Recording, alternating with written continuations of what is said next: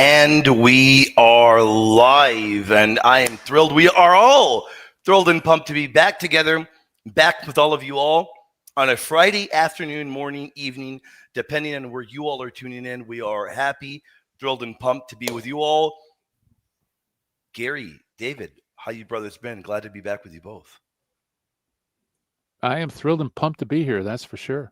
So, yeah, it's great to have you back, William. We missed you. I miss being with you guys. How you both been? How you been as well, David?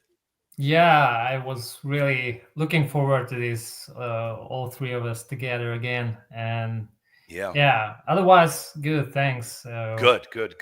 We were doing some shows with Gary, and well, we were hoping to having you on again. Absolutely, and glad to be back with you guys. It's been a bit of a minute. Been very busy, but in a good way. All in a good way. Been quite busy in my end, but for the audience that may be wondering, we are happy to be with you. Do you have anything on your mind?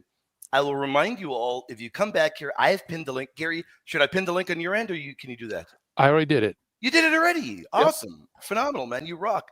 So, you guys, if you have anything on your mind, we'd love to have you back here. Click the link, come back here, and I'll let you all know from the get-go. On the right-hand side, you let us know what is your faith persuasion, what is your question, and we'll bring you guys up.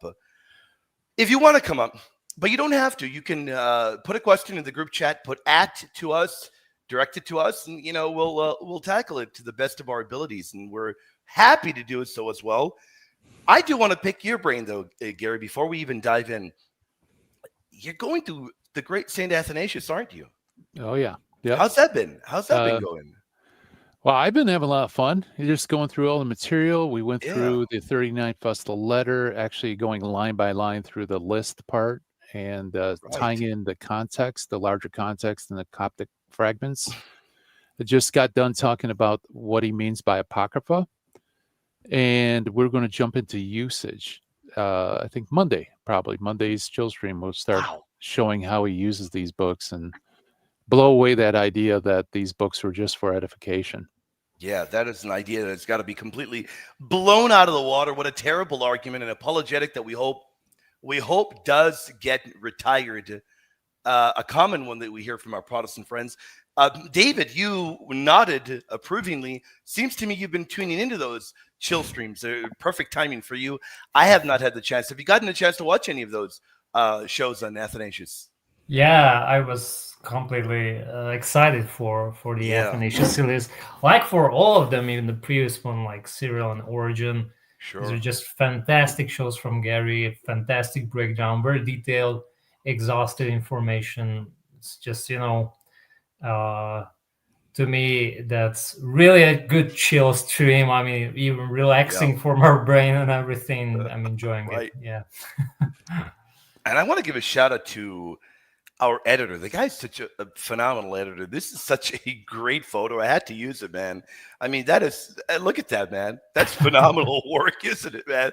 It's like you got Gary right there. It's the Grand Master right there, ready to take on anyone. And here we are. We have his back. Yeah, right. And there we are. We got Gary's back there. It is just, that's what a great image. Shout out to our editor, the guy that is second to none. He's the very best. Great work there. Sith Lord called Darth Apocrypha. Or... right. Yeah, and you have the Bible open to Tobit with the fish. Right. There you go. There you go. Coming off the pages. Oh, man. I love that, man. That's just great. What a great icon there. What a great image. Yeah, so much fun. Let me go to the chat. What are you guys up to? Hope you guys are having a good one. Joe Ro says, Palpatine. Joe Ro, how you doing? God bless you, Joe Ro. Hope you're having a phenomenal evening. Hope all of you all are having a great one. I don't know why the style changed. It's supposed to be classic. What did I do there? Let me see. Style. There we go. Classic. There we go. Palpatine. Yeah, we love that. We love that. Oh, look at that. We got Talos. Talos, how you doing, heretic? How you doing, brother? I'd watch that movie. Yeah, we would too, man. We would too, man. And Abel says, Abel, without a doubt, of course. What do you mean? Of course, there's no doubt. The editors gotta love Diet Coke, man. Without a doubt, man. I don't think any of these people on this panel like it. David, you don't like Diet Coke, do you?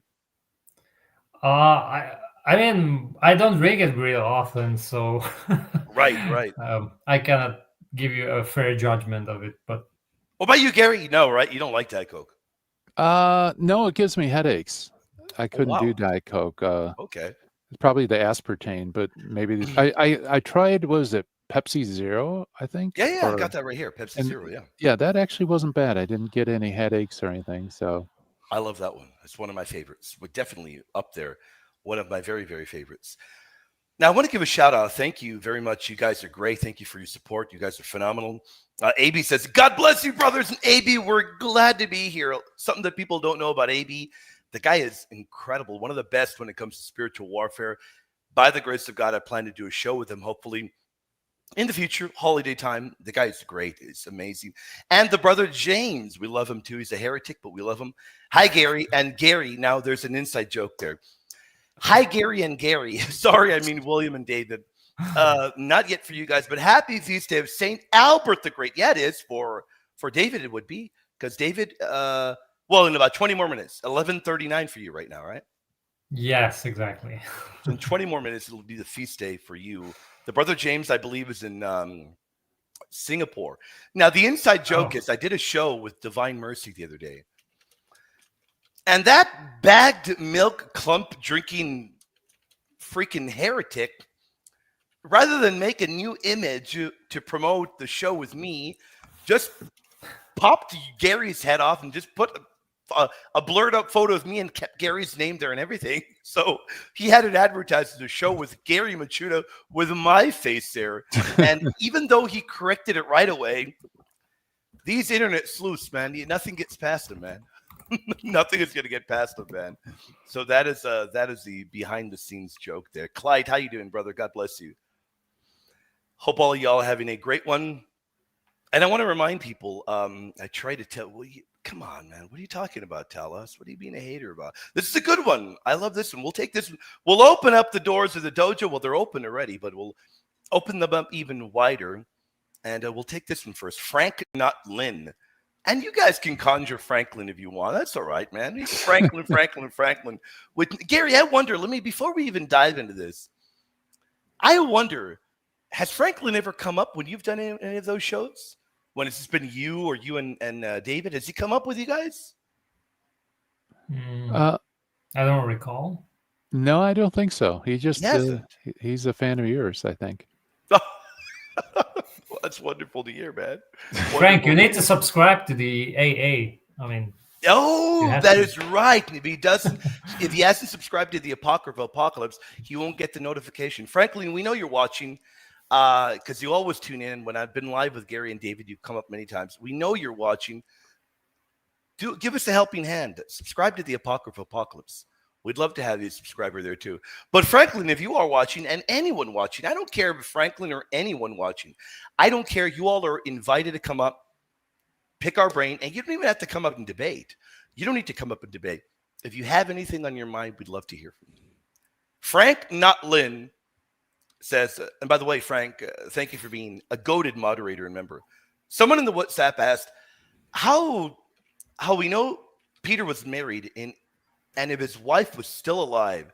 Can you also touch on the authenticity of the Clement's writing on Peter's wife? Thank you, and God bless you, gentlemen. So the number one thing that I'll tackle this first, brothers, and you all can follow up with it. Let me show you in the Bible. In the Bible, we can ascertain that Peter had a wife. Now, whether or not St. Peter's wife was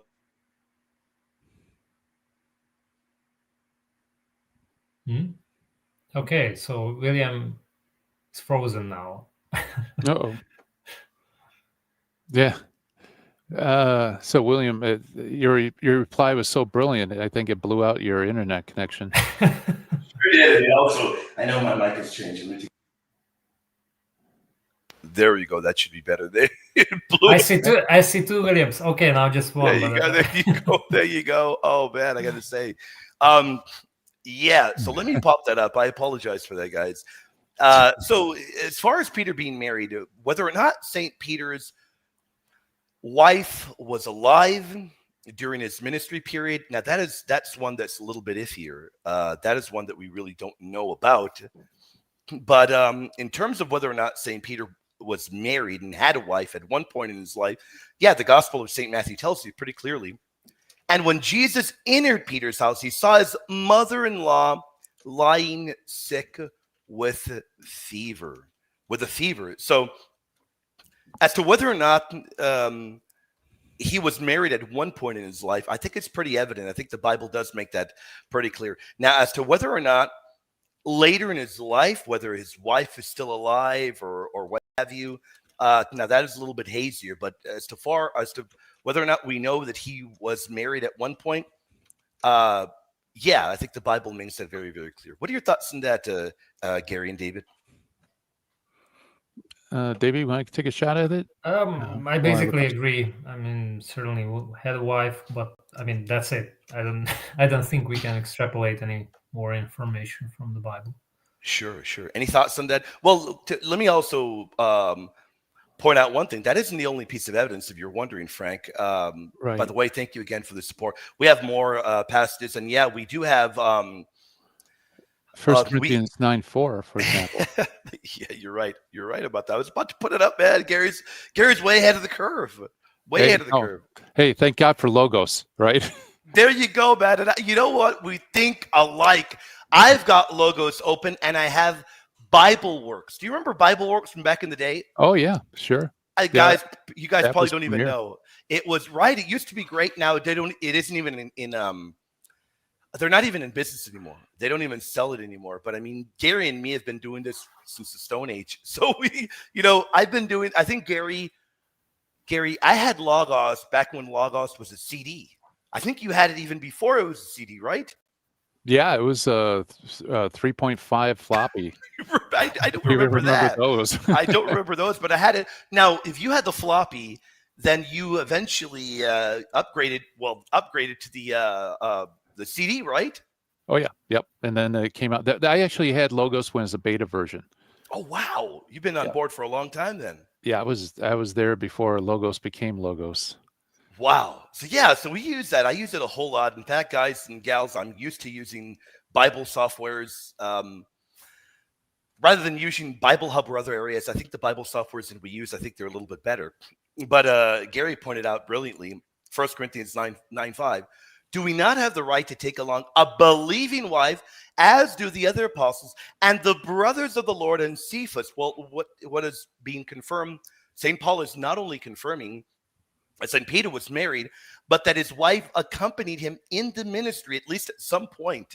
Now, is she alive and accompanying him later on? We don't know. We know at one particular point she was accompanying him. So that is very strong, direct testimony. Now, Frank also asks about Saint Clement of Alexandria and his comments about Saint Peter. So Clement of Alexandria's thoughts about Peter, and I just want to be certain. I'm going to imagine, it can be expensive. It can be.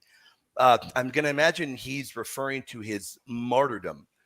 And whether or not his martyrdom is one that is a reliable account, I do think that the early patristic testimonies to St. Peter's martyrdom, I do think that those are reliable. And I think they're reliable because early on we have testimony of that, and that will be verified by later particular patristic figures. So I think that it is pretty, it's a pretty good testimony. What are your thoughts, David or Gary? Yeah. Now, is this for Clement? Is this First Clement, or is it the Clementine? No, he means Saint Clement of Alexandria. Oh, Saint Clement of Alexandria. Yeah. Okay. Frank, can you confirm? I believe I'm familiar with that. Yeah, I believe he's referring to that. Frank, can you confirm? By the way, guys, you guys are phenomenal. Thank you so much. And AB, hit me up. I can guide you as to what the best introductory packages and everything are. I mean, we've been using it for many years. Frank, if you can confirm, I believe he's referring to Saint Clement of Alexandria there. And if he is referring to Clement of Alexandria, yeah, that is that's a pretty good early. Yeah, he is. Yeah. Okay, good. Yeah, he confirmed Clement of Alexandria. Okay, cool deal. Yeah.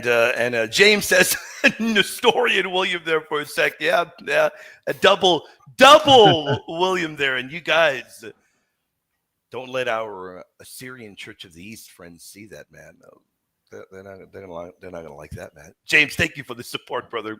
Great, great question there from Frank. Absolutely, AB. No worries at all. That was a very, very good question. And let me see if we have anybody. We don't have anybody back here. Yeah, come on, guys. What do you guys do? You guys fast asleep right now? Don't worry, guys. We don't bite, man. Not unless you're like a big juicy steak. We don't bite, guys. So come on back here. We'd love to dialogue with you. David, you were going to say something, brother? I just wanted to say my Nestorian alter ego, Elijah, had a fantastic debate against Jose Sudain. He did a great job, man. I mean, it was just like... What a great job. I mean, Father Sudain had a very tough time. And he was just, trying to wiggle out of each and every evidence that was put forward by Elijah. Yeah. It was a little bit embarrassing to me to watch. I mean, it was painful to watch that. I got to see in a masterful job by Elijah yet again. Did a very good job, and I've said it before, and I'm going to say it again. The guy is definitely up there as the elite of the elite when it comes to the papacy, and he's great, and it's wonderful having him defending the faith the way he does. He doesn't get enough attention, but we're going to make sure that we do give him all the attention that we can because he's great. And for me, in terms of active debaters on the papacy, there's nobody better.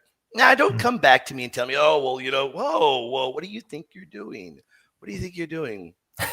Don't come back to me and tell me, oh, William, Eric Ibarra. Eric is my friend. I'm talking about actively debating.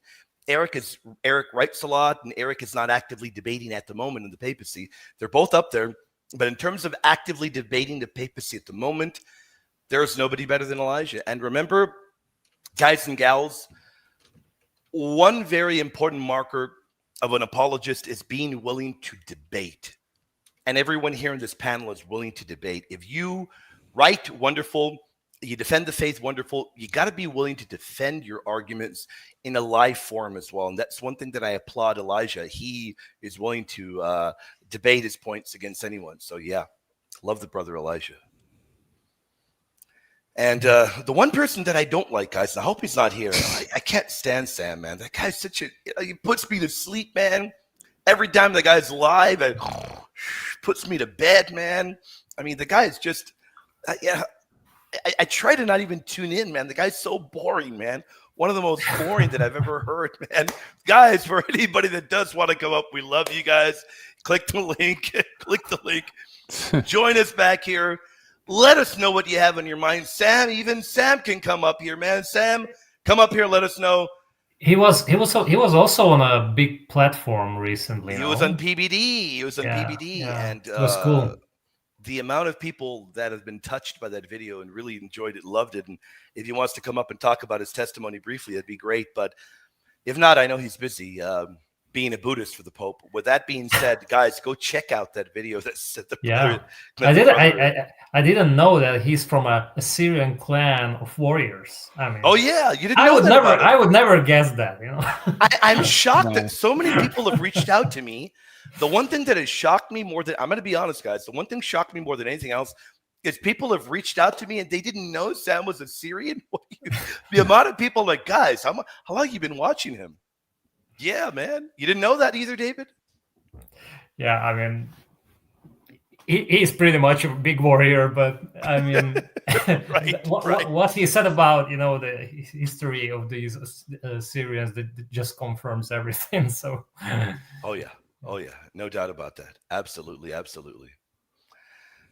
me see. All right, let's go to a few questions. I'm glad you liked it, Tanette. God bless you. I'm glad you liked it. Let me see. We had a question. What was the question? Let me see. I took a screenshot because my thing crashed. And for some reason, my cat, By the way, it was from James. By the way, I have a question for you. Regarding the passage in Wisdom, it is about wisdom on invincible ignorance. Wisdom 13:6-9. Okay, let's pull up. Okay, Wisdom 13. Okay. Let's look at it. Let me open it up for the audience, and I'll put it on the screen for you guys. And you guys can check it out. Here it is. And let's dive in. We'll give the thoughts. By the way, God bless you. Thank you for the support, James. You rock, my friend. We're going to dive in. Where is it? Wisdom. Yet these men are little to be blamed. For perhaps they go astray while seeking God and desiring to find him. For as they live among his works, they investigate them and are led astray because the things that are seen as beautiful. But again, not even they are to be excused. For if they had the power to know so much that they could investigate the world, how did they fail to find the Lord, of these things? So what Revelation 13:6-9 is talking about is very clearly, this is natural revelation. Natural revelation is enough to know the true God. And failure to do so is to a certain extent a moral fault, not pure innocence. So what kind of ignorance would this be? My opinion, and I'd love to get the brother David and the brother Gary's thoughts. My opinion here is that Wisdom 13, from reading it briefly, just ever so briefly, checking it out and looking at it, from what I can gather, it seems to me that this is vincible ignorance. Now, why is that? Well, they go astray while actually seeking God. Let me pull it up. They pull it up. Come on, man. Let's chill out in those caps, man. No need to yell, okay, guys? From me looking at it, they go astray while actually seeking God. So that to me seems like they have goodwill. And so they have goodwill, which would be the basis of invincible ignorance. But the text explicitly says they're not excused. So that would rule out invincible ignorance entirely if they're not excused. And then verse 9, from what I'm looking at, verse 9 to me really does seem to confirm. Verse 9, if they had the power to know so much, how did they fail to find the Lord? So this is a biblical definition of invincible ignorance. They could have known better. They should have known better. And they failed through neglect, disorderly attachment, and what have you. So I think that this is invincible ignorance. And if I am correct, Sam is a walking encyclopedia. He probably knows where it is. If I am correct, I believe this was even quoted or alluded to by St. Paul in either Corinthians or in the book of Romans. Romans 1. In Romans 1. You are amazing. Okay. Do you know where in Romans 1? Yeah, I think it's, let me go real quick. Wow, I can't believe you remember that. Okay, so I thought it was Romans or Corinthians. Okay. I found it, Romans 1:20-21. I almost got it. Well, you got it. You did get it. No, you're the one that got it. Yeah, I mean, look at it. So St. Paul interprets this as vincible ignorance as well, identical to Wisdom 13:8. So that's the way that I would read it. Brothers, I don't know if you agree or maybe you don't agree. What are your thoughts? For me, yeah, I think Wisdom's teaching parallels that of Paul, because remember, now we're dealing with natural revelation, not supernatural revelation. Sure. And so they know God through the things he has made, and yet, they suppress the truth.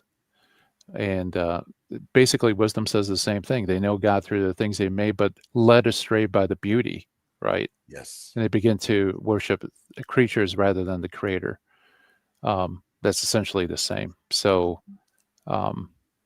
that's basically all I have to say. I haven't really went deep into that, but from what I can tell, there seems to be vincible ignorance, right?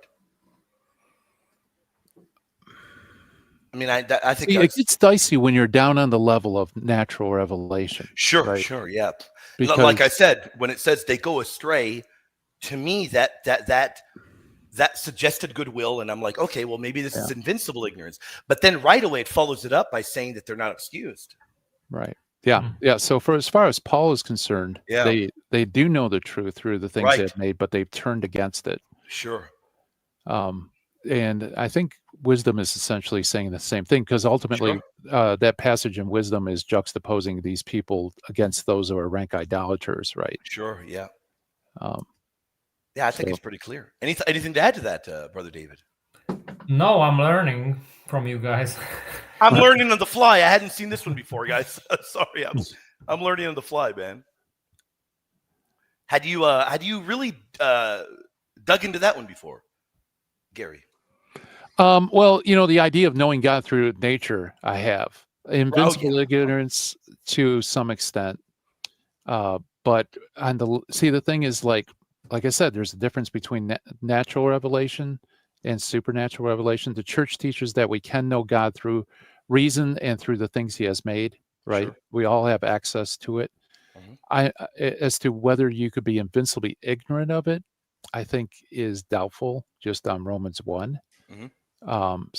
Because he says there's no excuse because they know God and yet they didn't accord Him, to logic or do reverence to God. That part I haven't really studied, but I'm more familiar with can non-Christians be saved and the role of invincible ignorance can have there. Yeah, but the difference is with them is like they don't have positive revelation. Right. But natural revelation is accessible to all. Yeah. So no doubt. And as you point out, for invincible ignorance, knowledge is possible, and a person should have known. Right. Yet for invincible ignorance, knowledge is not, at least not reasonably attainable. So if it's not reasonably attainable, you would not be morally liable. Yeah, I'd love to dive into the fathers and what they say about that as well. Just great. Yeah, that would be cool. Great. Yeah. I think that's great. Those are really, really good points. Who do we have? Let's see. What do we have? There's someone backstage. Do we have? Let me see. What do we have back here? Is that Ari? Is that you, Ari? You there? You able to hear us? Yes, I can hear you guys. Hey, what's up, Ari? How you doing? I'm doing all right. How are you guys? Doing great. Hi, Gary. Hi, David. Y'all are really cool. Big brained. So sorry, I can't say the same for you, William. All right, what's your question, Ari? What's your question? My question is, it's a loaded question, all right? But I think y'all got this. What did I put in there? Yeah. So I asked like how the canon was, made to be like the canon. So what was that process like to like be put together? If that makes sense. I don't know if I am making sense or not. Yeah, you want to take a stab at that first, Gary? I guess she's asking about the process of canonization. Okay. For who? For Christians or for Jews or for who are you talking about? For us, basically. Okay. For Christians. Like how? Yeah. Well, my understanding is ultimately the contents of Scripture is part of the deposit of faith. It's what Jesus handed on to his apostles, and his inspired apostles handed on to the church. So it became part of the practice of the church to read the canon in its liturgy from the word go. Because just like the Jews, they have a special station for the reading of sacred Scripture. Christians likewise have a special station in their liturgies from early on. Then that eventually it seems that heretics began to circulate their own heretical writings, pretending that they're ancient. Actually, we went over that in the chill stream this morning. Oh, very cool. Athanasius, he was running into the Meletians, the Arians, and they had their apocrypha that they were mixing with divine Scripture. So that's when the church needed, at least on like a local level, needed to start protecting the deposit of faith against these pretenders. So Athanasius is a great example because he segregates the canonized books and the books that are read from the Apocrypha. And then eventually, when you get to the 4th century, that's when you start actually having local councils speaking to the canon, basically for essentially the same reason. And so you have Hippo Regius 393, Carthage 397, Carthage 17 419. They're all putting together these canon lists that are identical to what Council of Trent handed on. And you also start having papal statements as well that reaffirm the same canon, perhaps as early as Damasus and Innocent I. So that would be, was it 387 guys for Damasus? Is that correct? Yep, right around there. And 405, I think, for Innocent I list. And basically that becomes the law of the church. Then fast forward to the Middle Ages, where Jerome rejected these books. He put his rejection in the prefaces. So as his Bible, the Vulgate, becomes the Bible in the West, we start having problems because people are adopting Jerome's view or modifying Jerome's view against the law of the church.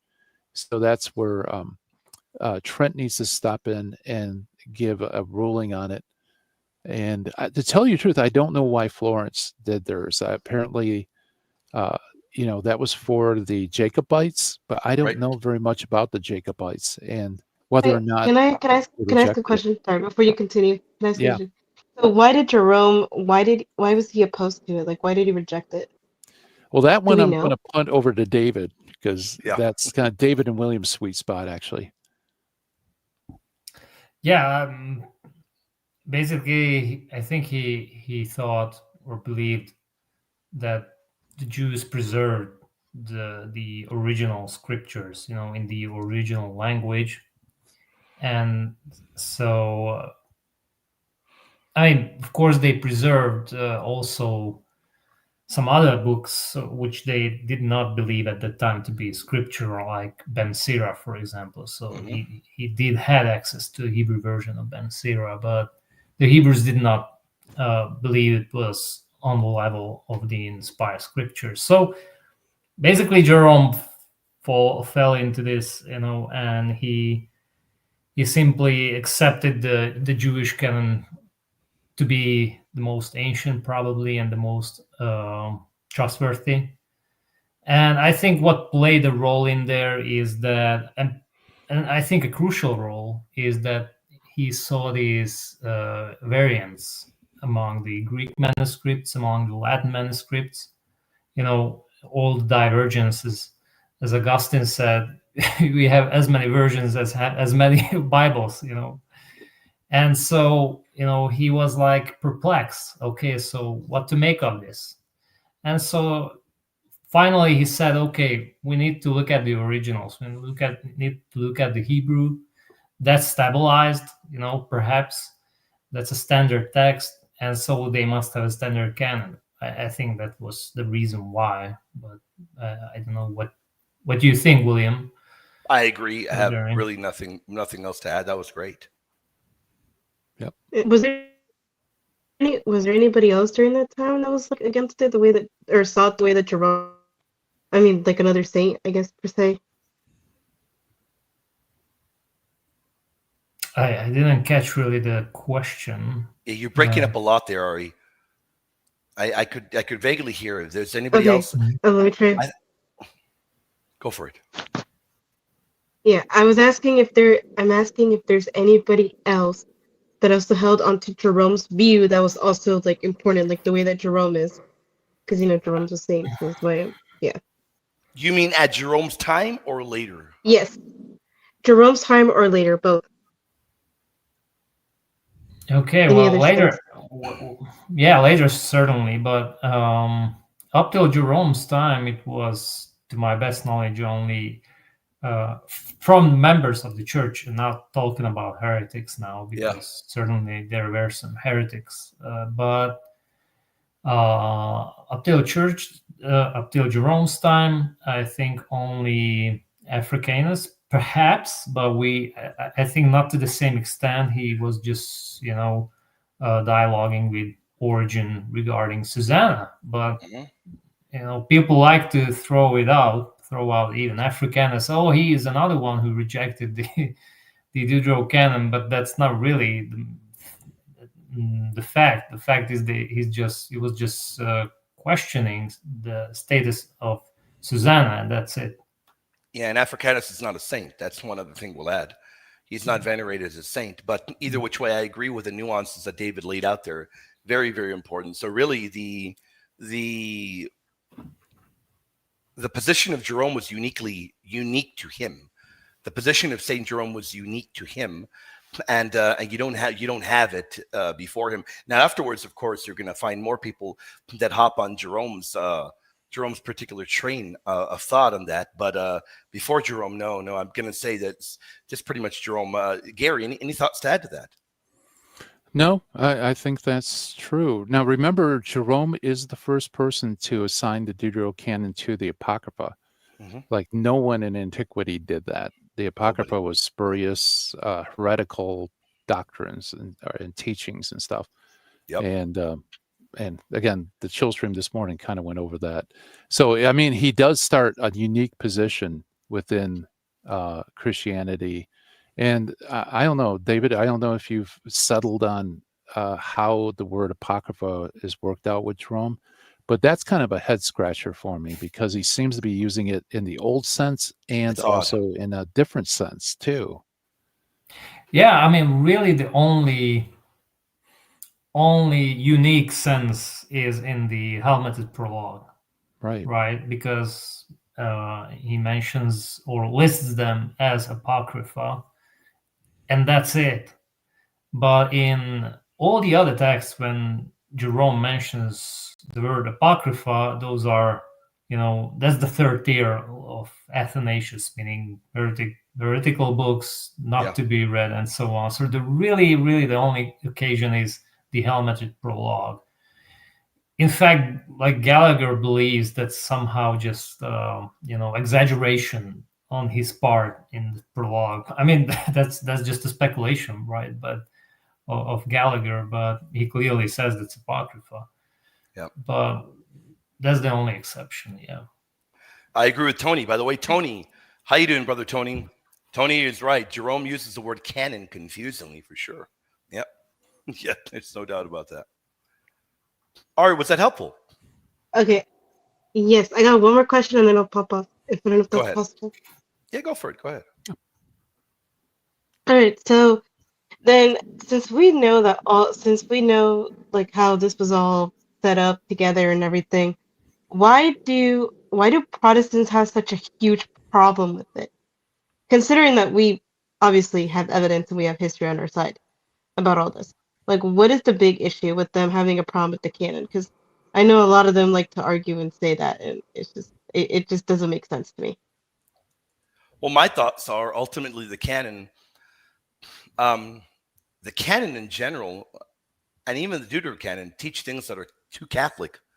So the Deuterocanon gets rejected because there are things that are within it that are very Catholic. That was ultimately the issue that Luther had with the Deuterocanonical books.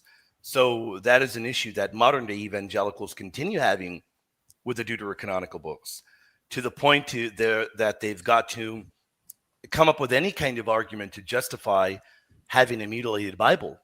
Even though they do not have history on their side, they continue to come up with basically any argument they can, any argument they can conjure in order to remain obstinate and in order to continue to reject those books. Ultimately, they're too Catholic. That is what I truly believe, because you hear the same party line from all of them. You don't hear anything new under the sun. All the arguments are recycled and recycled and recycled. And it isn't like any of these evangelicals have a real kind of concern as to whether or not these books are canonical or not. At least the ones that we are used to dealing with. Some do, but the majority don't have any real concern. The majority are beginning from the perspective that they must be denied. That's the perspective immediately, that they must deny them. And if they must deny them, then there's nothing at all that could ever convince them they belong in the Bible. So they're going to throw everything in the kitchen sink at them to attack them, because ultimately, really, they are too Catholic for their own good. I mean, and that really is truth. Mm-hmm. Yeah. And I would add that, depending on which Protestants we're talking about, there are some who would accept these books. Sure. And I would say they have some things they believe which are more in common with the Catholic Church.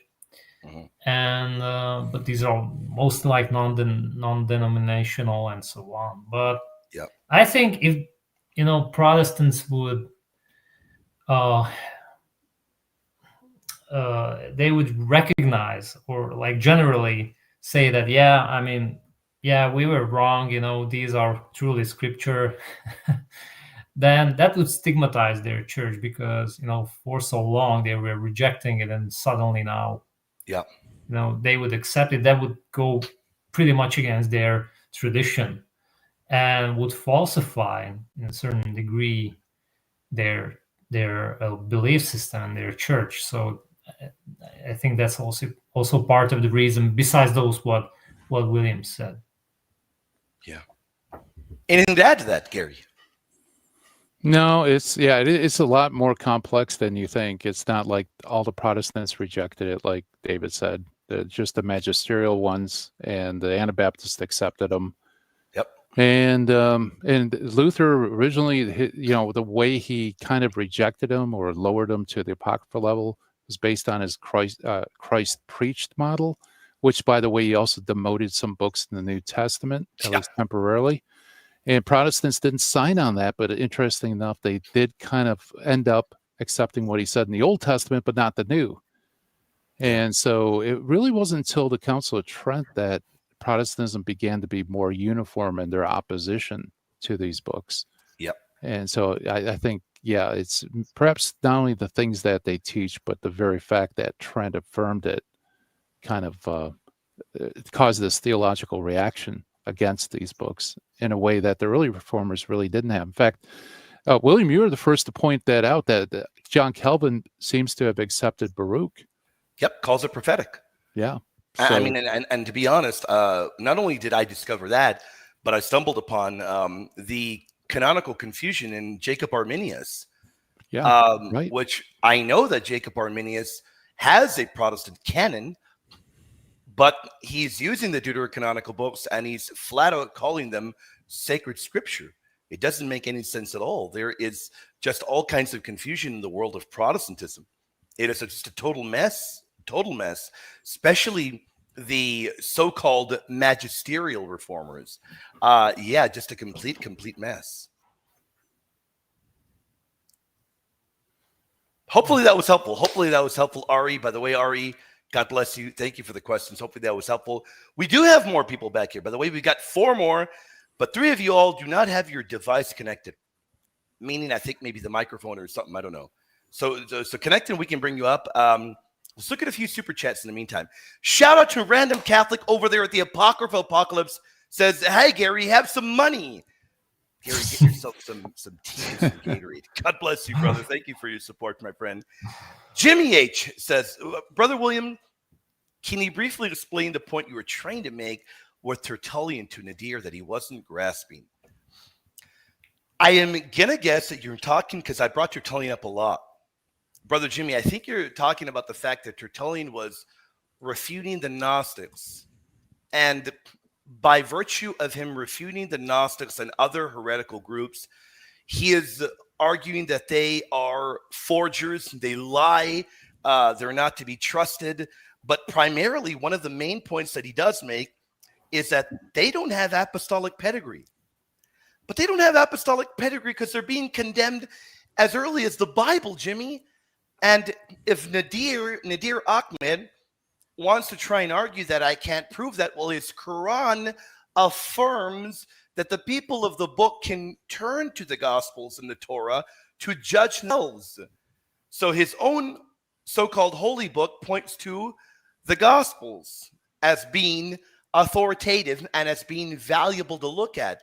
With that in mind, in the Bible, those very same people that Tertullian would later condemn are condemned in the Bible because they denied things that were very important about our Lord. They denied things like the Trinity. They denied key aspects of Christology. So my point for Nadir was that we do know what the early Christians believed, and what the early Christians believe doesn't line up with what Islam believes at all.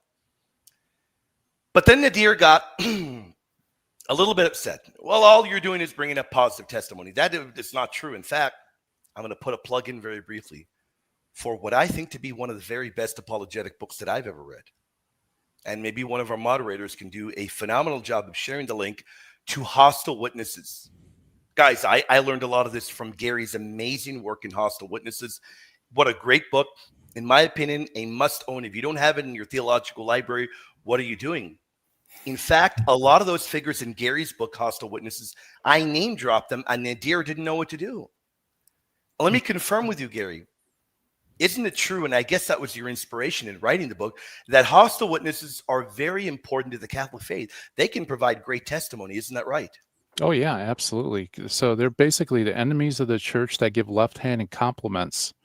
Like there were facts of history that they couldn't sweep under the rug or ignore, so they had to explain them away. And so you can basically, it's like confirms the positive statements in the Christian side, but in a negative way. So if that makes sense. Yeah, without a doubt. Was that the debate on the suffering servant? No. That was a debate I had on Sunday evening on whether or not the Mary of the Quran can be trusted or the Mary of Catholicism. Mm-hmm. I don't know if any of y'all got to see that. If you haven't, you'll probably enjoy that debate. A few things that were said by Nadir. This Sunday? The past Sunday, yeah. Just had it. Man, I need to check it out. Yeah, I think you guys will like it. Gary, I don't know if you've gotten a chance to see it yet. I know you've been very busy. Yeah, no, I saw the thumbnail. I just haven't had a chance. I definitely on my watch list, though. Yeah, apparently, according to Nadir, and you guys are going to laugh, but I'm not joking. The audience, anybody in the audience can confirm. According to Nadir, the church fathers are responsible for the Holocaust. They're also responsible for HIV. I'm not joking.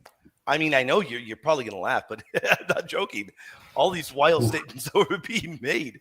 But it just the arguments are not good. They're really, really bad. And I'm glad that Brother Jimmy brought up the point. By the way, Jimmy, I forgot to say thank you for your incredible support, brother. Thank you for your support to ministry. Now, Jimmy brings up a good point, because I didn't only bring up Tertullian. I brought up many enemies of the faith. And I said, look, the enemies are confirming what the followers of the Christ believed. And the enemies of the faith are not aware of a group that followed the crucified Christ, that believed things that line up with Islam. They're not aware of any such group. And had the beliefs of Muhammad not been concocted by him, we would have one positive testimony or one negative testimony early on in history to confirm the Islamic beliefs. Now, by Islamic, I mean beliefs that are particular to Islam. You don't have that. And I quoted church father after church father, and I quoted the enemies of the faith too. And as Jimmy knows very well, Nadir didn't have any good answer at all. He didn't. And I recommended anybody. Oh, we got great moderators, guys. AB, I got to give you a shout out. Thank you for sharing that link. Guys and gals, go check it out.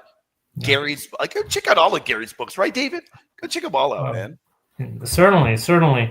By the way, I also had a back and forth with a Muslim, in the comment section, and I was like, okay, but you don't even have, the Messiah, the historic Messiah, who is supernatural being. I mean, of course, even the Muslims believe that,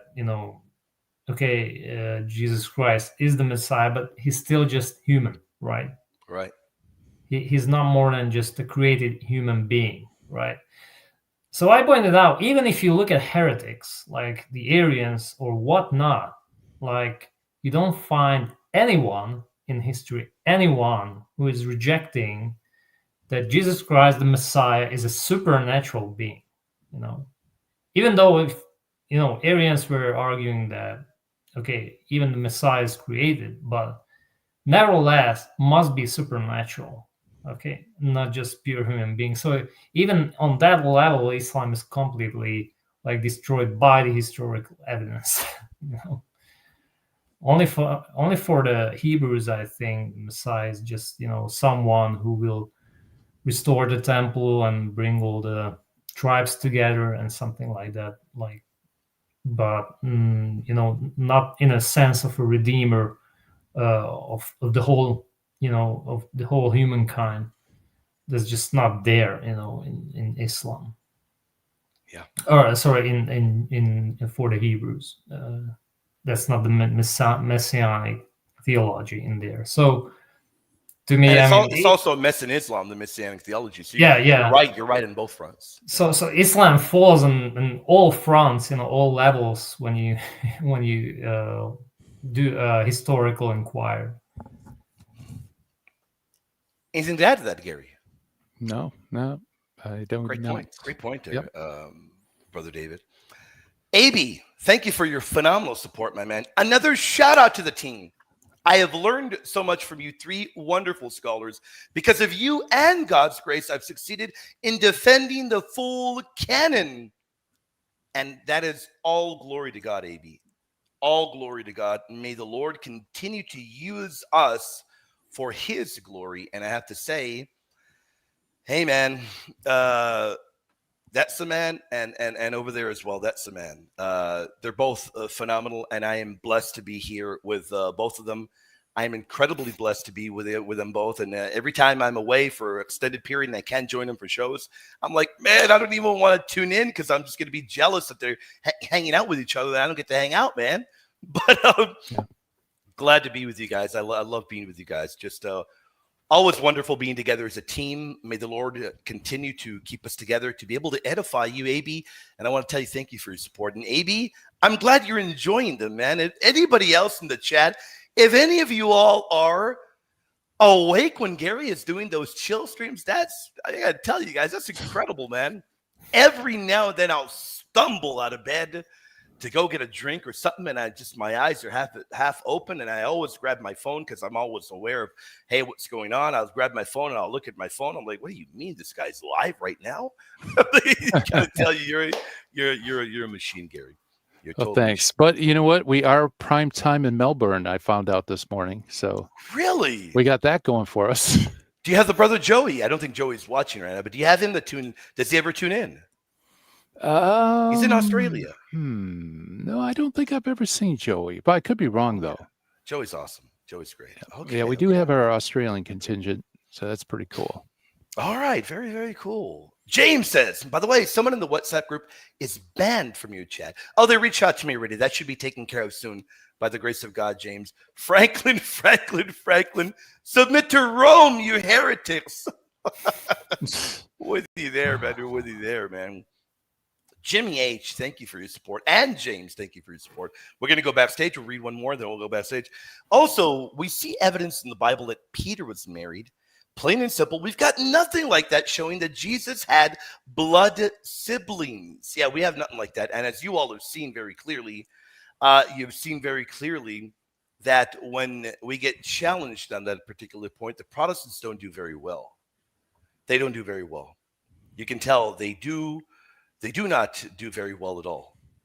But that's a great point, Jimmy. And Jimmy, you probably were able to tune in yesterday. Yeah, you did. By the way, Jimmy, shout out to you. You did tune in when yesterday I had a Protestant, and I wish you would connect today because I told him, connect again. Let's talk again. And we ended up talking about the Canon, guys. We ended up talking about the Canon. That was a lot of fun. What was his name? I don't think his name was KBF or something like that. I don't remember. But he connected, and we went on and on talking about the Canon. But time ran out, and I had to go pick up my daughter. I said, I got to go, man. I think he got a little bit bothered. He thought I was cutting him off and ending the dialogue early. But, I mean, I couldn't go longer than 2 hours yesterday. I had to cut him off. But I'd love to dialogue with him again. But that same person that I talked to about the Canon, when I asked him, how do you even know that your New Testament canon is the Word of God? He couldn't give an answer. You know what I really appreciated, guys? I appreciated that towards the end of the dialogue, when I kept pressing him, and Jimmy, you were witness, and everybody else that saw, as I pressed and I pressed, how do you know only the 27 books? How do you know? Finally, he just stopped and paused, and during the video, if you watch, he pauses and he just says, I don't know. That's an honest answer. A Protestant doesn't know. Is he a pastor or something? I don't know. Somebody told me he has his own channel. Mm-hmm. Somebody told me he does a radio show. I don't know who the guy is. I have no idea. I don't know, no clue at all. And I was very kind, very respectful to him. If he's watching right now, he's welcome to come back up and dialogue. We can continue. And Jimmy was a witness. We went back and forth talking about the so-called brothers and sisters of Christ. And he hit a brick wall there too as we began exegetically going over the text. There is nothing there that indicates those children are of Mary. There's nothing there at all. Rather, quite the opposite. It is very indicative that these were not children of Mother Mary. Jimmy, let me know if you enjoyed that show. God bless you, brother. Let's go backstage. Let me just read this. James says, by the way, William, if anyone comes up and tells you there was no bishop of Rome in the early church, read off the entire lineage I gave you. You got to send me that entire lineage, brother, in a private chat. Send me that entire lineage, guys. Save it so that I can save it. But I mean, if I'm getting cross-examined in a debate, you want me to read that whole list? I mean, they're going to kick me off the debating stage, man. They kick me off of there. James, brother, thank you for your support, brother. Artuo. How you doing, brother? You able to hear us? Hi there. I hear you loud and clear. Good afternoon, you guys. Good afternoon, brother. Hey, how's it going, man? Glory to God. Yeah, and I agree with AB. You guys are titans, man. I learned so much from you guys, and Brother. may God continue to work through you guys for His glory. And so, Yeah, I wanted to talk about Josephus a little bit. Yeah, definitely. Go for it. And so, my question is, I understand Josephus is a very first century Jewish historian, and I know that a lot of Protestants sort of refer to Josephus to support their Old Testament canon because, well, Josephus, from what they say, right, was around and knows what the Jews accepted and whatnot. And so, I guess I just want to know if Josephus really is someone that does support their Old Testament 39 book canon, or if it's like something we can shut down and show that it actually doesn't support, or so I really don't know. So wanted to ask you guys. Yeah. You want to tackle that first, Gary? You want me to tackle that first? Whatever is easier for you. Why don't you go ahead, William, and I'll tack on whatever. Okay, and David as well. Yeah, anybody. Mm-hmm. Thank you for that question first, brother. Now, to really go into Josephus, the one thing that I'm going to recommend most for you is to look at the videos we've done on him. We've done a lot of them. I'd recommend you look at those first and foremost. And I'd also recommend you watch the debate we did a few months back, the brother Dr. David and myself. We did that on Standing for Truth in the Canon. We talk about Josephus a lot. I recommend you do both of those because there's no way we can do justice to the Josephus canon issue right now, but we're going to do our very best to do that. And there might be a few things we leave out, but let me start off by saying, from the get-go, Josephus very clearly does rely on Septuagintal texts, meaning he's not relying on any kind of proto-Protestant canon. And that is very clear in his writings. He is using books that are the so-called deuterocanonical books, quotes from them at length multiple times over and over. And in fact, all I have to do is open up my Josephus notes, and I'll see some of the particular areas that Josephus does rely upon.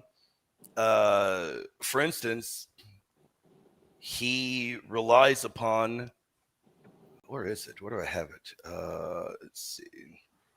And it's against Appian. No, it's not there. Where is it, man? Do you guys remember off the top of your head? I think it's First Maccabees. First Maccabees. I know that. I got it. I got it already. Okay. Not only does he quote from Maccabees, he relies on the deuterocanonical longer version of Esther, and he does so in his Antiquities. And that is the so-called deuterocanonical text. He refers to the biblical event from First Maccabees chapter 2 verse 49 to 60 in his Antiquities. He relies upon that as well. He also quotes from First Maccabees chapter 2.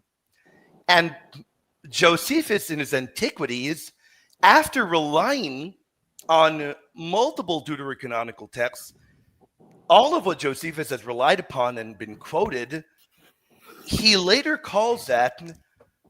says that he's relied upon what is written in our sacred books, he says. Well, if he tells you, I've attempted to enumerate those high priests that we have had during the interval of 2,000 years, have also carried down the succession of our kings and related their actions, political administration, all according to what is written in our sacred books. So if he has confined himself to sacred books, we've got to ask, what sources does he rely upon?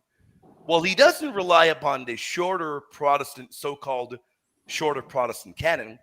He relies upon deuterocanonical texts multiple times over.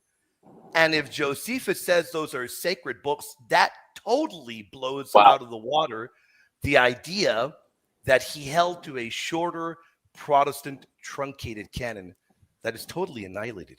But Gary and David, I know you all will have something amazing to add as well. Yeah, let me throw something really quick in. He does it 7 times in Antiquities and twice in Against Appian. So, okay, so David, you could pick it up from there. Yeah, I mean, Gary has the best series on Josephus on the channel. So if you just put in the search engine Josephus, or if you look at the chat here on the Apocryphal Apocalypse, Tony always shares the links, so you can just click on them.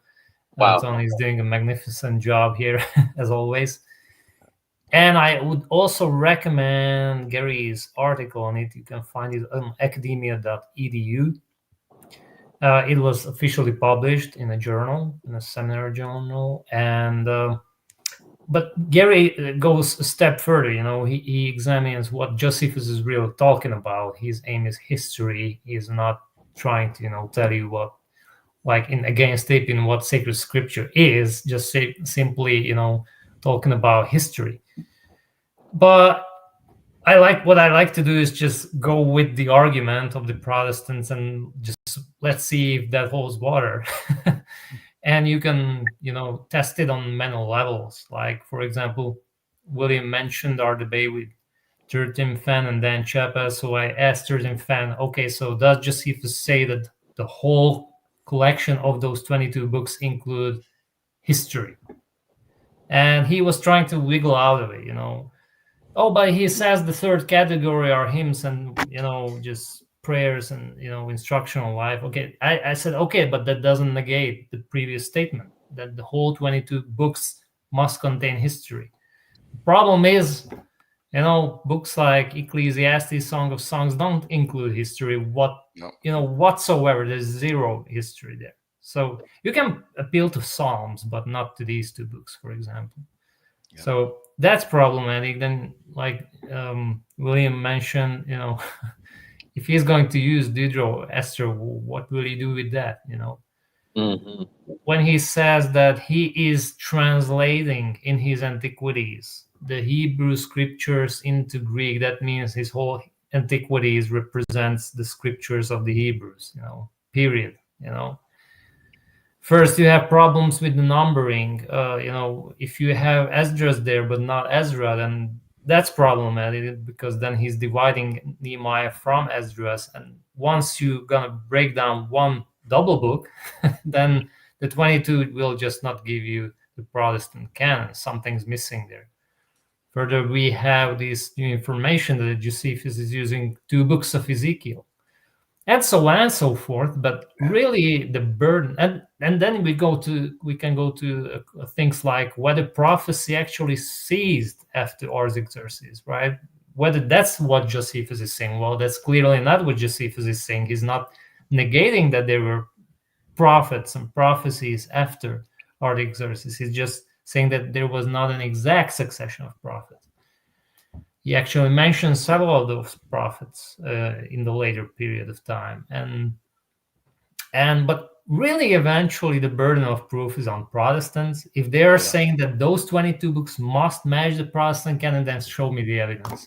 Because if Josephus doesn't give you a list, then that's really just a claim without any basis. Mm-hmm. Okay. Yeah. Was that helpful, brother? Oh, super helpful. I'm going to check out those links, check out that debate. Yeah, of course. Yeah, thank you, guys. Brother, God bless you, my friend. Thank you for coming up. We look forward to talking to you again, my friend. God bless you guys. Thanks. You take care.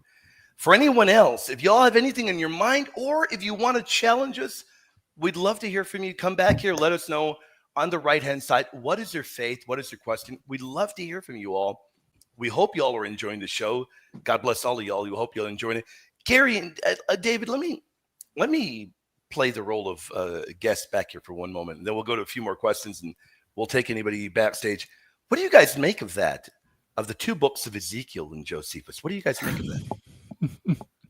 Well, that's the Tony Esto. Is it Tony Esto or is it Joey? That's Joey. I always want to call him Joey Tony, Esto. but it's Joey. Yeah, that's the Joey Esto argument, which is awesome. He threw that out in the chat and was persistent. We ran it down, and yes, Josephus does say in Antiquities of the Jews, Book 10, that there are 2 books of Ezekiel, and that is extremely problematic when it comes to the 22 books, because you could try to massage it and say, well, the canonical book of Ezekiel, maybe there was 2 parts within it, and so he's saying 2 books of Ezekiel, so on. But that doesn't change the fact that he would count Ezekiel as 2 and not 1. Yeah. So when he gives the 22 books, now we have another proto-canonical book that can't be accounted for his description. This time it's in the prophets, right?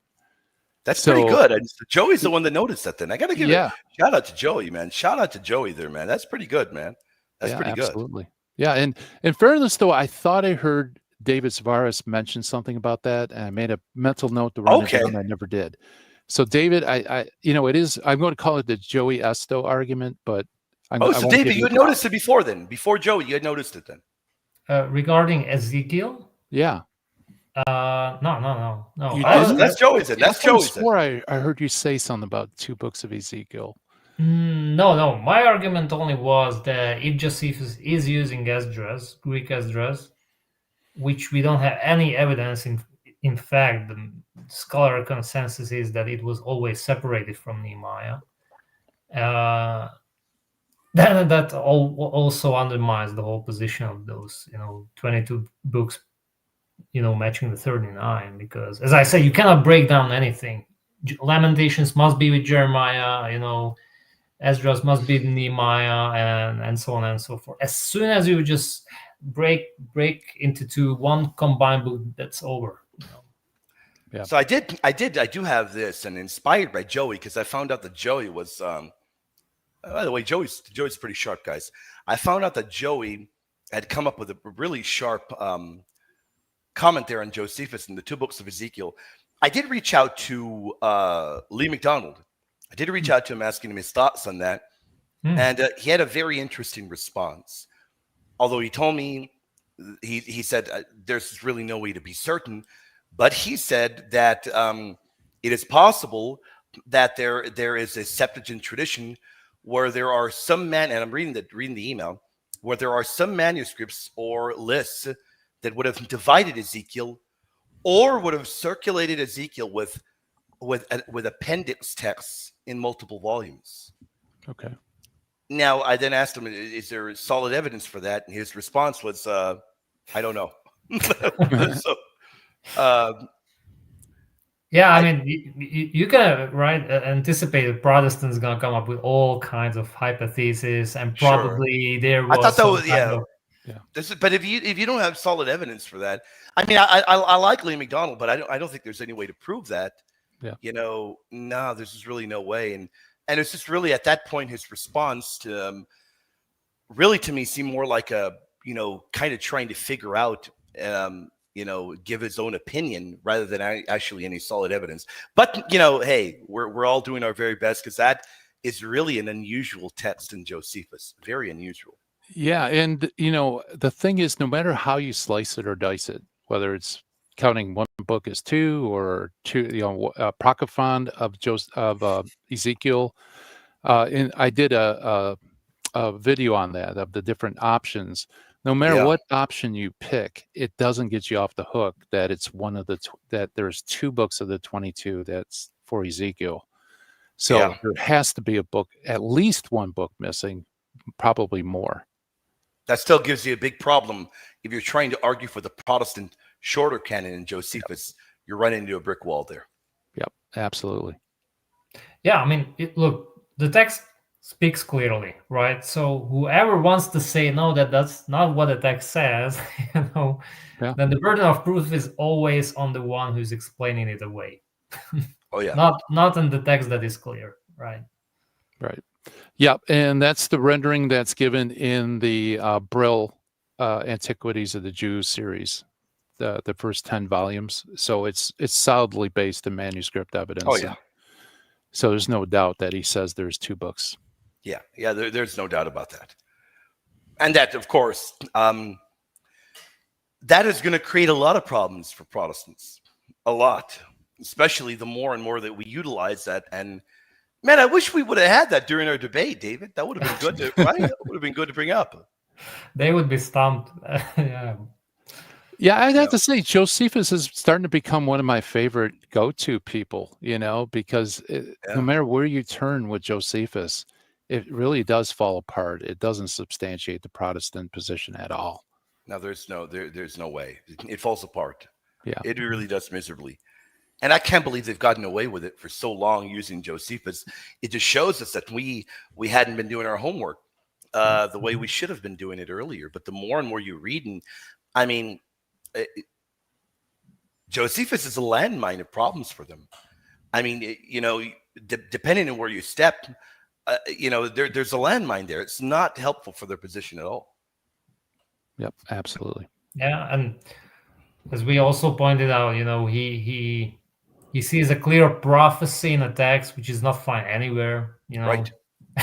and all kinds of things. So it's really on multiple levels the problems the Protestants have to tackle with.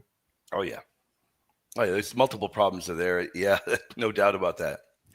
By the way, audience, we still have at least another 20 minutes, about 20 minutes before we close the doors of the dojo, because Gary and David, they got to go. But we want to be respectful to David's time. So if you guys have any questions, send them our way or come back here, pick our brain. We'd love to hear from you guys. And James, shout out to James. Thank you for your support. Thank you for the super chat, for being a goated member. Sam would be cringing right now. Thank you for your support, Brother James, man. Guys, we are able to do what we do because of your support, and we are incredibly grateful. Thank you so much. Syriac Orthodox Church is what he means, I think. And and the Syrian Church of the East have longer Old Testament, smaller New Testament. It depends which Syriac Orthodox, by the way, for the New Testament. Eastern Orthodox and Coptic Orthodox have a longer Old Testament, same New Testament. It depends which Eastern Orthodox. Again, Eastern Catholics have the same canon as the Latins, but in liturgical usage, we may differ. I forgot about the Arminian Apostolic canon. Well, that's a very good point. Let me give my thoughts, and then I'll allow David and Gary their thoughts. And I do want to commend you, James. That's a great point you bring up. Now, why is that a really good point? Because no matter which way we look, within Catholicism, all Catholic rites, by Catholic rite, we mean R-I-T-E, all Catholic rites, whether it be Latin, Byzantine, Maronite, Chaldean, Syro-Malabar, it doesn't matter what rite you look at, all of them are fully under the Bishop of Rome.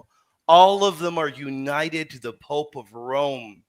There is not going to be one. There's not even one exception. Not even one exception. You're not going to encounter, maybe we've encountered Ukrainian Catholic Church. And now, they've got a different canon. No. All of them are under the Pope of Rome. All of them are united to Rome. Therefore, what do we share? We share the same dogmatic canon because there is one magisterium, one deposit of faith, and because of that, there is one canon of Scripture. If anyone has told you otherwise, they're wrong. There is no Eastern Catholic canon. Ubi Petrus, it's been about 4 years. We're waiting on the response. We've been waiting 4 years. And there's a reason why you declined to debate me in the canon on Matt Fradd's Pints with Aquinas. We know why you refused to. There's no Eastern Catholic canon, and there is no Western Catholic canon. There is only the Catholic canon. With that in mind, none of them, and I know the Brother James knows this, I'm just clarifying for the audience. With that in mind, when Trent was very clear on the parameters of the canon, Trent never said, well, hold on. This is for the Latin Church only. No, it defined the canon for the Universal Catholic Church. Every Catholic rite is bound to the same defined canon. Now, is it possible that maybe in an Eastern Catholic Church, maybe there's some additional books being used ecclesiastically, maybe prayer, maybe prayer of Manasseh, maybe Psalm 151, maybe even 3rd Maccabees. It doesn't make them canonical. Used in an ecclesiastical sense does not equal canonicity at all. It definitely does not for these usages in the modern sense. It doesn't. And Vatican II is very clear that these rights are all united to Rome. So Eastern Catholics, they do accept Rome's canon. They don't have any different canon. I ranted a little bit there, brothers. You want to add anything to that, David? No, absolutely not.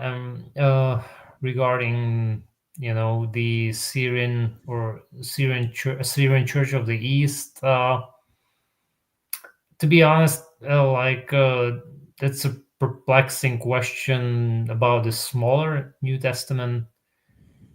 It's like again, was this derived from the liturgical use, or was this derived from something else? I'm not really sure, But that's a good question for Protestants, because I think it was Kevin who once posted this thing that why do the Protestants have the same New Testament as the Catholic Church and the Eastern Orthodox? Like, why don't you follow the Ethiopic Church, which has also First Clement there, Or why don't you follow the Assyrian Church of the East, which has a smaller New Testament? Yeah. Right. So what do they? What's the basis for the New Testament canon when it comes to Protestants? I'm not sure. Yeah, but regarding the Eastern Catholic liturgies, all these old churches which are in communion with Rome have the same canon. That's absolutely true. Anything to add to that, Gary?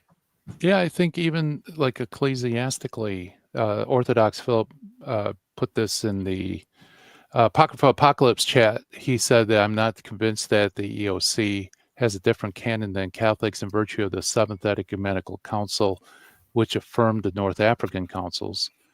No, we agree with you. We could add the Synod of Jerusalem as well, right? Mm-hmm. Yeah. No, we agree that we should have the same one. The only issue is that there are certain ones that don't follow that. That is our only point. Do we believe that you do and many others do? Without a doubt, Orthodox Philip. Yeah, without a doubt. But unfortunately, there are some Orthodox Philip that have even denied their they've even denied their canonicity altogether, and that's just an unfortunate thing. It really is. Yeah, have them reach out to me, Orthodox Philip, if you'd want to do a presentation on icons. I'd love to have you. Yeah. That's true. He suggested it. Did he really? I didn't know that. Yeah, a few streams before. Yeah, that would be great. I'd love to have him on. Reach out to me, or reach out to us. Yeah, definitely. I still have zero idea why Celsus would care about Christians forging gospels. He answered one question, but not this. Oh, you're talking about Nadir, James. Yeah. You have to understand, James, that Nadir and other Muslims are not going to be honest with the enemies of the faith. They're not going to be honest with their testimony. And indeed, Celsus is a very damaging figure for Muslims, because he truly does affirm not only Celsus, but Trypho as well, the Jew who's arguing and debating against Justin Martyr very early on in early church history. And then later, Celsus, who was refuted, forgive me, by Origen, great church writer, indicates very clearly what the early Christians believed, what their views were. So yeah, a Muslim is not going to be able to deal with Celsus or with Trypho the Jew or any of these early hostile witnesses in any sense at all, James. So yeah, James, great point, sir. Nadir was not able to deal with those at all. And yeah, 6 million in the Islamic Mary. Yeah, the statements are just wild, man. I got to say, guys, you guys got to go watch a debate. If you want a good laugh, man. James, thank you for your support, brother. And Lina Molina over there at the Apocryphal Apocalypse says, does Nadir know that Surah 349 is copying from the Infancy Gospel of Thomas regarding chapter 2? Infancy Gospel of Thomas, chapter 2, regarding the making of birds out of clay. What is going to be argued, Lino Molina, is that it is a true event, and the Gospel of Thomas preserves that as a true event, and that Muhammad is not relying on that apocryphal gospel, but that this is divine revelation from Allah, and the Gospel of Thomas preserves this divine revelation from Allah even though, yes, it does come beforehand, and clearly Muhammad is relying upon, not only relying, but directly ripping off this from the Gospel of Thomas. So that's the kind of argument that the Muslims are going to use. They're going to use that argument. So just be aware that they'll try to slip out of it. They're very slippery when it comes to clearly heterodox texts that Muslims have relied upon for their holy book. But yeah, it's terrible. There's a terrible argument, Selena Molina. It is really, really bad. Terrible, terrible. Any thoughts? Any thoughts to add to that, brothers? Yeah, like Muslims have a hard time lately, I mean, even Cameron was putting on excellent material. Oh, yeah. Yeah, no doubt. And Joe wrote, thank you for the support. Says, Ninja David, pray the thesis is going well. God bless you guys on the panel. Do you want to maybe let the audience know, because you are you're going to defend your doctoral thesis. Maybe for the audience to know, can you let them know when will that happen? And so everybody can pray for you, brother. Let them know, is that going to be happening soon? How's everything been going in your part of the world? And do you have anything else you're planning? Any other presentations for the Apocrypha Apocalypse, maybe later on in the winter or maybe in the new year? Anything else, brother? Yeah, so it will be just on Santa Claus on the 5th of December. There you go.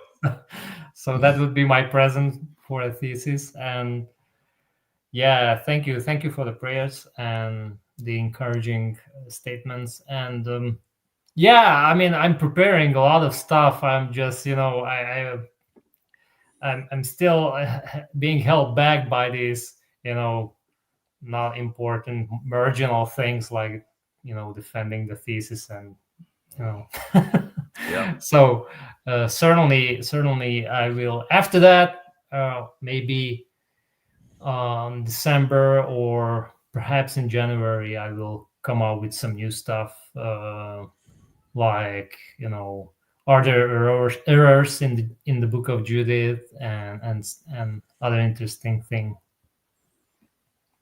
That's a good one. That'll be a lot of fun. I'm excited for that one. So audience, guys and gals, if you have anything else in your mind, we got about 5 to 10 minutes left, and then we're going to close those doors. You good with that, Gary? 5-10 minutes? You good with that? Sounds all good. Right. You good with that as well, David? Sure. All right, we got about 5-10 minutes. We'll do 10 minutes if we get somebody else. If we don't, we'll close them in 5 minutes. And you don't have to come back here. You can put it in the chat. Do you have anything on your mind? Let us know. Do you have a question? Or if you do want to come back here, still have 10 minutes, which is more than enough time, and you want to pulverize our brains and ask us questions, we'd love to hear from you all. We always really enjoy hearing from you all. So yeah, let us know. What do you have on your mind? There you go. After that, we'll all be forced to call you doctor, man. Yeah, man. You got to get ready for that already. He's gonna hold us all to that. No, please don't. Well, it'd be doctor, right? No, it will be doctor, but that's a good one, doctor. You know what? After I receive a PhD from theology, then you can call me doctor, but otherwise it's you still earned it, man. You still earned it. Yeah, I mean, you earned that title, man. Yeah, of course. We're definitely going to call you doctor. Doctor, yeah. That's a good one, man. Joe Rowe, thank you so much for your support. God bless you. Let's take this final one. We'll close the doors to the dojo. And guys and gals, we want to remind. Well, before we even close the doors, before we take the final one, I do want to ask you, Gary, are you live in the morning? Are you live tomorrow morning? Is that a trick question? Yeah, you are, right? I'm live streaming. I don't know if I'm alive in the morning, but there you go, man. Yeah. Well, Monday I will be live, and and by the way, just to let people know, Ash Mize is agreed to come on Apocrypha Apocalypse. We just got to nail down the dates, and David and William, I sent you an email. Yes, and we'll let you guys know when that happens, because I'm thrilled and pumped. I can't wait to have them come on and talk about rabbinic Judaism and the canon and all sorts of stuff. I'm excited for that. That'd be great. So yeah, we just got to iron down that date. I can't wait for that. We definitely got to do that. Did he by any chance give you any indication of when? Because I've been so busy, I haven't seen the emails yet. Did he kind of like talk about a time frame Yeah, kind of. Yeah, just check the email and okay. We kind of threw out some stuff. So awesome, great. We'll definitely make it work. We'll definitely make that work. Absolutely. James, thank you for your support, brother. God bless you, my friend. He says, if Eastern Orthodox and Eastern Catholics, if Eastern Orthodox and any Eastern Catholics, say Byzantine Catholics and Copts, have a longer canon by liturgical usage, they have a problem since the Requiem Aeternam comes from 4 Esdras and Latins don't consider it canonical. That's a really good point. Yeah, that is a very good point. I'd argue that is a elite tier argument. That's really, really good. Now, forgive me, I'm not trying to be rude or ugly, but anybody making that argument that by virtue of liturgical usage that automatically that means that they must have a longer canon, it's just a bad argument. Yeah. Now, I think we have to throw in a qualification, though. Yes. Right? Yes. Because when we talk about liturgical use, it doesn't matter because, as you pointed out, 4th Ezra is used in the Latin Rite. That's correct. Yep. But when you're talking about those that are read as sacred scripture in the liturgy, absolutely, that actually does pertain to the canon because that's like the public proclamation that they're inspired. Mm-hmm. So it's and those will always be canonical. Right. And the reading of the scripture is part of the liturgy. So that's why I think you have to make that qualification because people might get confused. Yep. I would argue the Copts don't even have a longer canon. Mm-hmm. The only difference is they have Prayer of Mass and Psalm 151, which to me is rather an addition, to Psalms, so textual variants, and to 2nd Chronicles. But in terms of like books, like which has chapters and something like that, no, in that regards we have an identical canon to the Copts. Yep, I agree 100%. I agree without a doubt. AB, great point, says the errors in the Deuterocanon are used against us, but what about 2nd Kings and 2nd Chronicles double standards? And the double standards are double standards galore. We can go on and on. We can point to many other examples where there are so-called errors.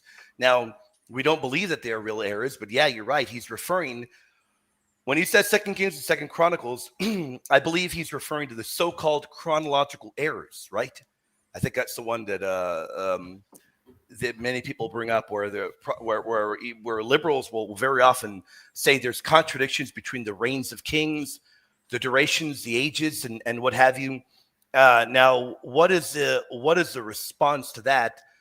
Well, the response is very clear that in the ancient Near Eastern, the kind of way that they counted was using the accession year, not accession year.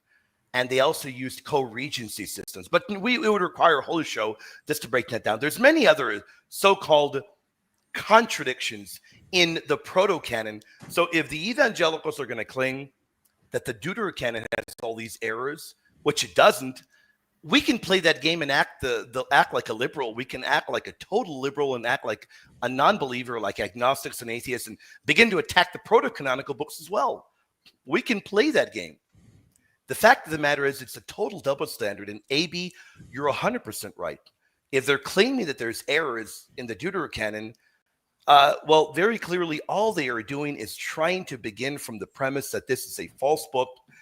Anything that I think is wrong is a real error, and that is a problematic way of approaching this. Gary has done a masterful job of pointing that out. It's a very problematic way of approaching these books. Isn't that right, Gary? Yeah, absolutely. Absolutely. So they take difficulties and they say they're errors because they already decided. And yeah, absolutely. That's why it's the nuclear option, right? So, hey, David, we got your 2 favorite terms. We have deuteroduplicity going on here, and you also have the nuclear option. So, absolutely. We love it, man. We love it, guys. Guys, you guys have been phenomenal. You audience are great, and we want to give a shout out to Gamboa, who became a member. Thank you so much for your support. And everyone that sent super chats or gifted memberships, guys, God bless you all. You all are incredible. We are able to do what we do here because of your support, and we're incredibly grateful. Keep an eye out. if you're here in Patristic Pillars, make sure to subscribe over there at the Apocryphal Apocalypse. If you haven't, and put the notification bell, just turn your notifications off if you don't want to be woken up, because Gary will go live at all kinds of hours, man. But for real, guys, you're going to love it. You get to see amazing chill streams. And whenever Gary goes live that I'm not with a team and they're together, you get the notification. You can check them out. If you are in the Apocryphal Apocalypse, consider supporting me. Come over here and be a subscriber as well. Support us both. Subscribe to Apocryphal Apocalypse if you are here in Patristic Pillars. If you're over there, come over here and be a subscriber so that when I'm live, you can see my hideous, ugly, bald head. Guys, you guys have been great. You guys are amazing. We were thrilled and pumped we were able to be here as a team. Before we close the doors, I want to give David and Gary any final words. Any final words, Brother David? Thanks for the show, guys. I really enjoyed it. I was happy to be with you again, the whole team together, and hopefully see you again very soon with all those excited things like icons and the Doodro Canon, Ashmays, and all the other stuff. Amazing.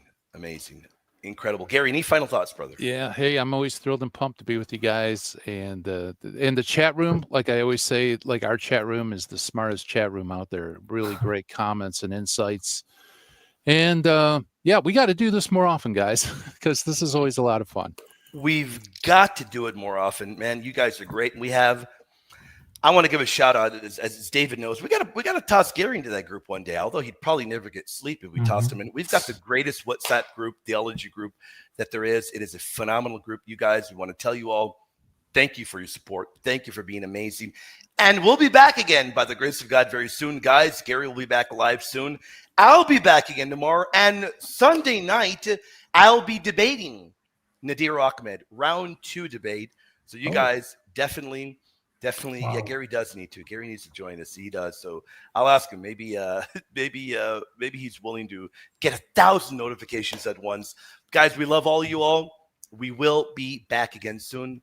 With that, everybody, God bless you. God keep you. Talk to you all soon.